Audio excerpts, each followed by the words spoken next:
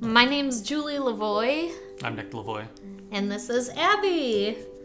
So, Abby was actually born at 23 weeks, 2 days, and ended up with a 5-month NICU stay, with lots of complications that obviously go along with being born that early. But once she was born, she was almost immediately intubated. Yeah, definitely. And put on a ventilator.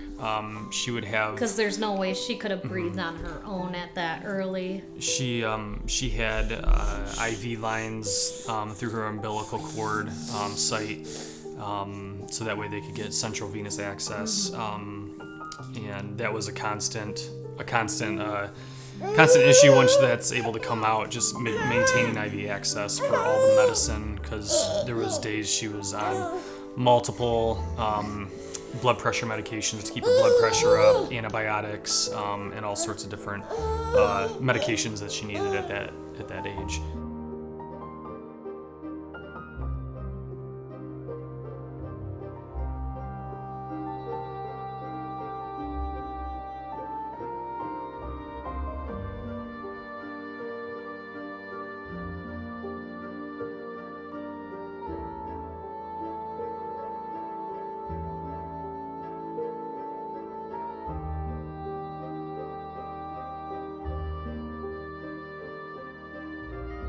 I think it's really hard because actually 3 out of our 4 children were actually considered premature, and all 4 of them needed some sort of, I guess, if you will, extraordinary medical treatment.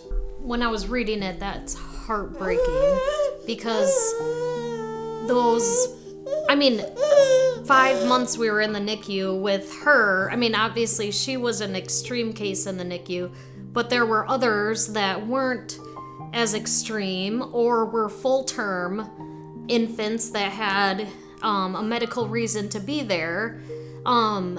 So, I mean, you could have even just a mom who was diabetic, and so that baby typically goes to the NICU for care, and it could just be an IV. So does that mean that baby isn't deemed viable? Yes. That's... The word that I keep thinking is horrible. The line between making that decision seems to be going very, very radically in the wrong direction, if you will. It's very radical. And with Proposal 3 and the definitions of what a professional medical advice might be, really is a slippery slope on who's able to advise mothers with maybe some very basic medical needs on what they should do if they wanted to terminate their baby.